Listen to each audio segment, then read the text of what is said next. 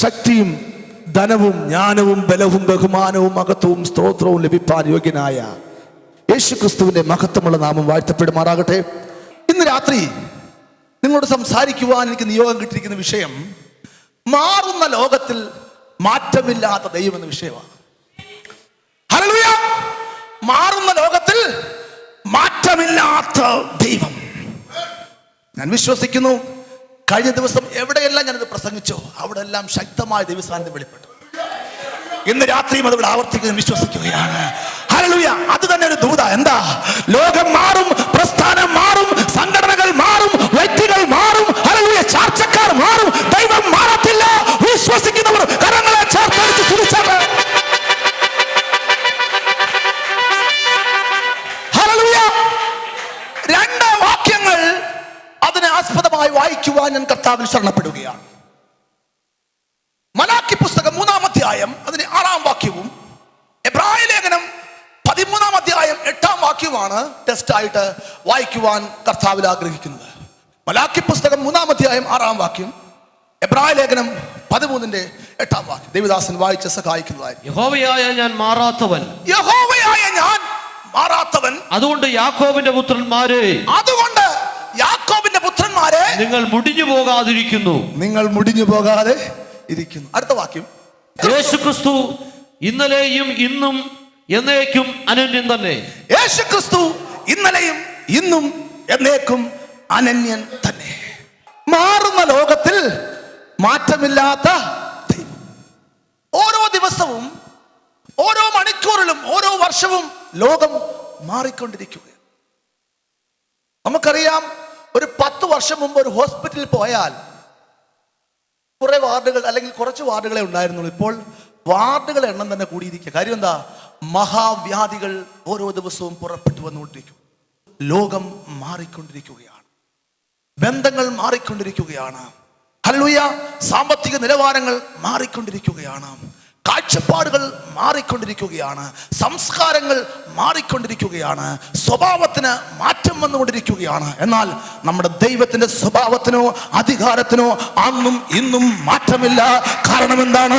അവൻ ഇന്നലെയും ഇന്നും എന്നേക്കും അനന്യനും യഥാവാനുമായ ദൈവമാണ്. വിശ്വസിക്കുന്നവർ കരങ്ങളെ ശക്തിയോടെ സ്തുതിച്ചാട്ടെ.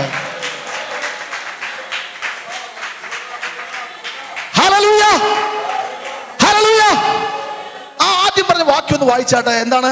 ആ മലാക്കി പുസ്തകം 3-ാം അധ്യായം 8-ാം വാക്യം ഒന്ന് വായിച്ചാട്ടെ. യഹോവയായ ഞാൻ മാറാത്തവൻ, യഹോവയായ ഞാൻ മാറാത്തവൻ, അതുകൊണ്ട് യാക്കോബിന്റെ പുത്രന്മാരെ, നിങ്ങൾ മുടിഞ്ഞു പോകാതിരിക്കുന്നു. നിങ്ങൾ മുടിഞ്ഞു പോകാതിരിക്കുന്നു.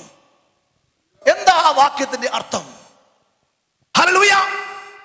യാക്കോബിന്റെ പുത്രന്മാരെ മുടിക്കുവാൻ വേണ്ടി ഒരു ശത്രു അവസരം കാത്ത് നിൽക്കുകയാണ്. എന്നാൽ അതിന് അനുവദിക്കാതെ വണ്ണം ദൈവം യാക്കോബിനോട് ചേർന്ന് നിൽക്കുകയാണ്. ഓ, സ്തുതിച്ചാട്ടെ. യഹോവയായ ഞാൻ മാറാത്തവൻ, അതുകൊണ്ട് യാക്കോബിന്റെ പുത്രന്മാരെ, ഇസ്രായേലേ, നീ നശിക്കാതിരിക്കുന്നത് ഞാൻ മാറാത്തവനായതുകൊണ്ടാണ്. ശത്രു നിന്നെ തകർക്കുവാൻ തക്കം പാർത്ത് നിൽക്കുമ്പോൾ ഞാൻ മാറാതെ നിന്നോട് ചേർന്ന് നിൽക്കുന്നത് കൊണ്ടാണ് നീ ഇപ്പോഴും ജീവിച്ചിരിക്കുന്നത്. വിശ്വസിക്കുന്നവർ അവന്റെ സംരക്ഷണം വിശ്വാസക്കനാൽ കാണുന്നവർ കരങ്ങളെ ശക്തിയോടെ ചേർത്തടിച്ച് സ്തുതിച്ചാട്ടെ.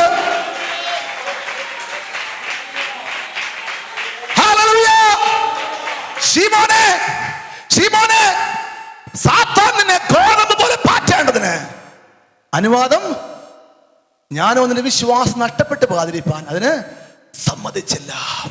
ദുഷ്ടപിശാചിന് പല പ്ലാനുകളുണ്ട്.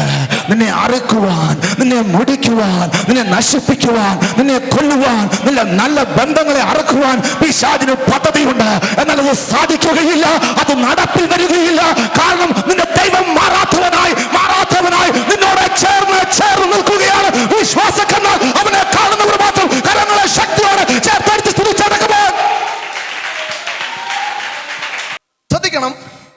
നമുക്കറിയാം, 38 വർഷം ഒരുവൻ കുളക്കരയിൽ കിടന്നു.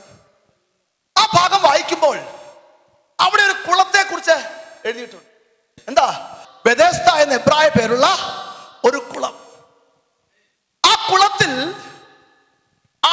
സമയത്ത് ഒരു ദൂതൻ വരും, എന്ത് ചെയ്യും? കുളം കലക്കും. കലങ്ങിയ ശേഷം ആദ്യം ഇറങ്ങുന്നവൻ ആരായാലും അവനെന്ന് സൗഖ്യം വരും.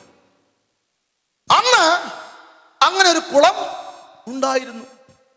ആദ്യം ഇറങ്ങിയാൽ സൗഖ്യം കിട്ടുന്ന, ദൂതൻ വന്ന് കുളം കലക്കുന്ന ഒരു അത്ഭുത കുളം അന്ന് ഉണ്ടായിരുന്നു. എന്നാൽ ഇന്നുണ്ടോ? ഇന്നില്ല. എന്നാൽ ഇന്ന് രാത്രി നീ കേൾക്കുന്ന ദൈവത്തിന്റെ ശബ്ദം നിന്നോട് വിളിച്ചു പറയുകയാണ്, നിന്റെ ദൈവം അന്നും ഇന്നും മാറാത്ത ദൈവമാണ്. പല സംസ്കാരങ്ങളും പല സംവിധാനങ്ങൾക്കും മാറ്റം വന്നുവെങ്കിലും അന്നും ഇന്നും മാറാത്ത അങ്ങനെ അവന്റെ വചനത്തിന്റെ ശക്തി, അന്നും ഇന്നും മാറാത്ത അവന്റെ നാമത്തിന്റെ ശക്തി, അന്നും ഇന്നും മാറാത്ത അവന്റെ സൗഖ്യമാക്കുന്ന ശക്തി, അന്നും ഇന്നും മാറാത്ത അവന്റെ ഉയർപ്പിന്റെ ശക്തി ഇന്ന് രാത്രി നിനക്ക് വേണ്ടി ഈ പന്തലിൽ ഇറങ്ങി വരികയാണ്. വിശ്വസിക്കുന്നവർ ശക്തിയോടെ ചേർത്തടിച്ച് സ്തുതിച്ചാട്ടെ.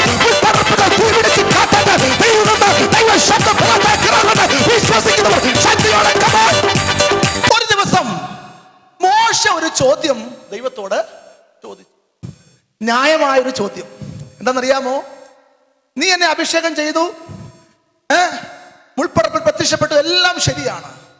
എന്നാൽ ഇസ്രായേൽ ജനം നിന്റെ നാമം എന്തെന്ന് എന്നോട് ചോദിച്ചാൽ എന്തു മറുപടി ഞാൻ കൊടുക്കണം? ഒരു ന്യായമായ ചോദ്യമാണ്. ഇസ്രായേൽ ജനം നിന്നെ അയച്ചിരിക്കുന്നവന്റെ നാമം എന്താണ് എന്ന് ചോദിച്ചാൽ എന്തു മറുപടി കൊടുക്കണം? അപ്പോഴ് ദൈവം ഒരു മറുപടി അവന് കൊടുത്തു. എന്താണെന്നറിയാമോ? ഞാനാകുന്നവൻ ഞാനാകുന്നു. I am that I am. ഞാൻ സൃഷ്ടിപ്പ് ചെയ്തവനാകുന്നു, നടത്തിയവനാകുന്നു, സൃഷ്ടിപ്പിന് അധികാരമുള്ളവനാകുന്നു. ഞാൻ പുറപ്പെടുവിച്ചവനാകുന്നു, പുറപ്പെടുവിപ്പാൻ അധികാരമുള്ളവനാകുന്നു. ഞാൻ അത്ഭുതം ചെയ്തവനാകുന്നു, അത്ഭുതം ചെയ്യുവാൻ അധികാരമുള്ളവനാകുന്നു. ഞാൻ മുഖങ്ങളെ ഒടിക്കുന്നവനാകുന്നു, ഒടിക്കുവാൻ അധികാരമുള്ളവനാകുന്നു. ഞാൻ താമ്രക്കഥകളെ തകർക്കുന്നവനാകുന്നു, തകർക്കുവാൻ അധികാരമുള്ളവനാകുന്നു. ഞാനാകുന്നവൻ എന്താകുന്നു എന്ന് പറഞ്ഞ ദൈവം ഒരു പൂർണ്ണതയുള്ള മറുപടി അല്ല ദൈവം കൊടുത്തത്. ഞാൻ ആരാകുന്നു എന്ന് പറഞ്ഞില്ല, എന്താകുന്നു എന്ന് പറഞ്ഞില്ല. ഞാനാകുന്നവൻ ഞാനാകുന്നു. എന്റെ വിഷയം എന്താണ്? ദൈവം മാറാത്തവൻ. യേശു ക്രിസ്തു ഇന്നലെയും ഇന്നും എന്നേക്കും അനന്യൻ. ശ്രദ്ധിക്കുക, ആ മറുപടി ദൈവം പൂർത്തീകരിച്ചത് തന്റെ പുത്രനിലൂടെയാണ്. എങ്ങനാ? പഴയ നിയമത്തിൽ മോശയോട് പറഞ്ഞു, നീ ചെന്ന് പറയണം ഞാനാകുന്നവൻ ഞാനാകുന്നു. എന്നാൽ യുഗങ്ങൾ പാസ് ചെയ്തു പോയി. യേശു കർത്താവ് ലോകത്തിൽ ജന്മമെടുത്തു. യേശു അത് പൂരിപ്പിച്ചു. എന്താ പറഞ്ഞത്? ഞാൻ ലോകത്തിന്റെ വെളിച്ചമാകുന്നു. ഞാൻ ഹല്ലേലൂയ നല്ല ഇടയനാകുന്നു. ഞാൻ വാതിലാകുന്നു. ഓ ഏറ്റെടുത്താട്ടെ. ഞാൻ പുനരുത്ഥാനമാകുന്നു. ഞാൻ ജീവനാകുന്നു. ഞാൻ വഴിയാകുന്നു. ഞാൻ സത്യമാകുന്നു. വിശ്വസിക്കുന്നു. ഇതെന്താണ് തെളിയിക്കുന്നത്? ഹല്ലേലൂയ. സൃഷ്ടിപ്പ് കൊണ്ട് അവസാനിച്ചവനല്ല നമ്മുടെ ദൈവം. അവൻ ഇന്നും തുടരുകയാണ്. വാക്യം എന്താണ് പറയുന്നത്? ദൈവം പണ്ട് ഭാഗമായിട്ടും വിവിധമായിട്ടും പ്രവാചകന്മാർ മുഖാന്തരം പിതാക്കന്മാരോട് അരുളി ചെയ്തിട്ട് ഈ അന്ത്യകാലത്ത് പുത്രൻ മുഖാന്തരം നമ്മോട് അരുളി ചെയ്തിരിക്കുന്നു. ഹല്ലേലൂയ. അവന്റെ അരുളപ്പാടിന് അവസാനമില്ല. അവൻ പിതാക്കന്മാരോട്